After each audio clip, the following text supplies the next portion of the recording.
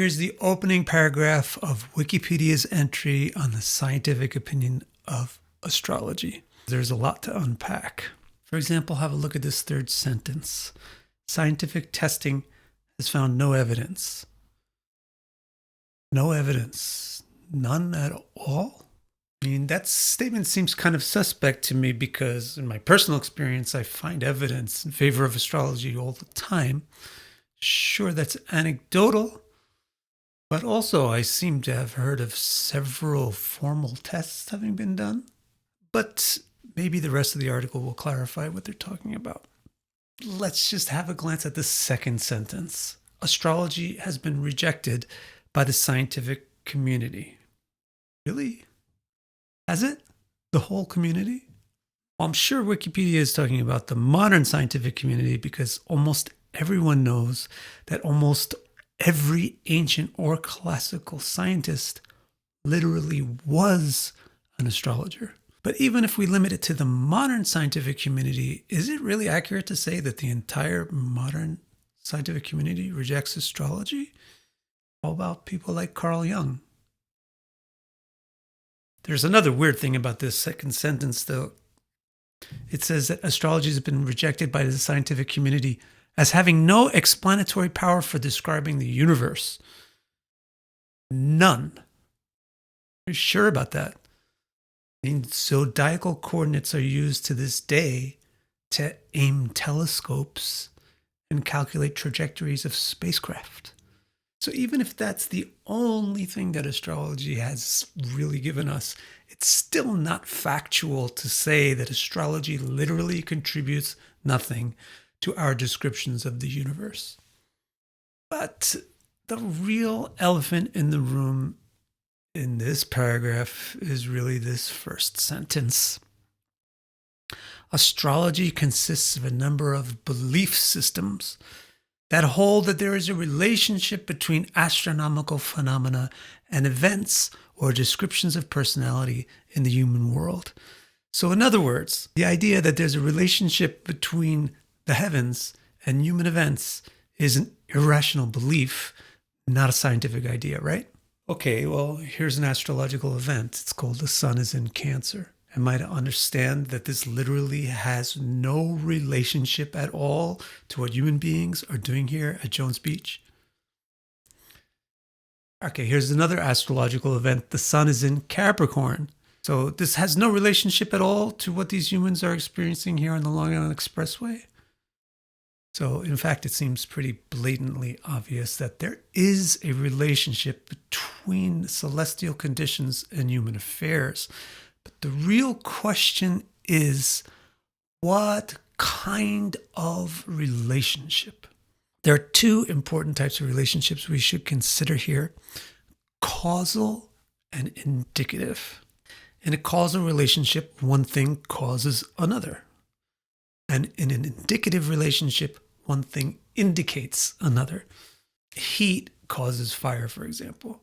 So the relationship between them is causal. Heat causes fire.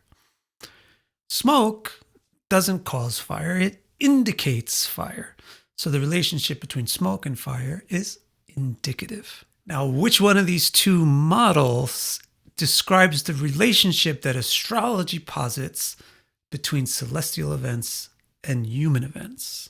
This is a very, very important question, because your answer to this question will determine whether the ridicule that astrology gets from science is deserved or undeserved.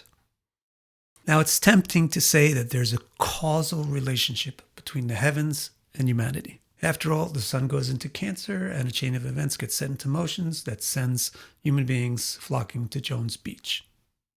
Or the sun rises in the morning and human beings wake up.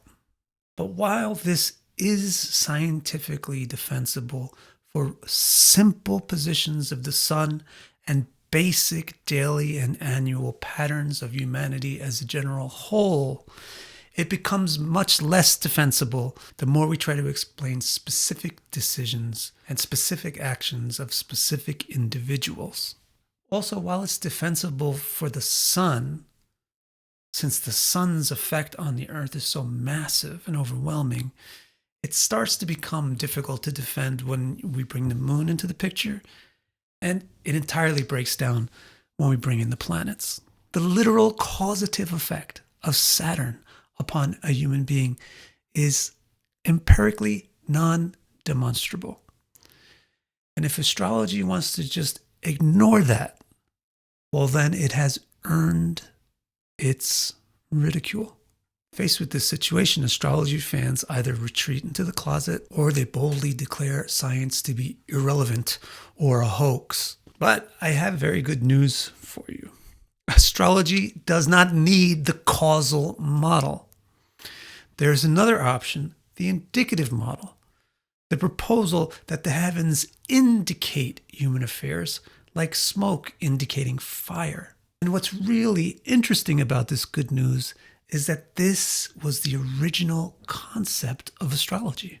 It wasn't until this 2nd century scientist, Claudius Ptolemy, that astrologers began to adopt a causal model. Previous to him, almost no astrologer would propose that the planets have some direct causal effect on human life. Instead, everyone agreed that the shape of the sky indicated earthly conditions and human affairs. And it did so by acting as a universal timestamp, a code which could be utilized to infer how the past was evolving into the present and how the present would evolve into the future. If you would like to know more about this model of astrology, please read The Beautifully Rational Philosophy of Astrology. The link to this book is in the description below. Now, why did Ptolemy introduce a causal model into astrology? Well, in Ptolemy's world, the hard sciences like physics, which deal with direct causalities, these rapidly started to become more and more successful and thus more and more prestigious. And Ptolemy wanted astronomy to share their status and prestige. And so the irony of his failure is really quite poignant.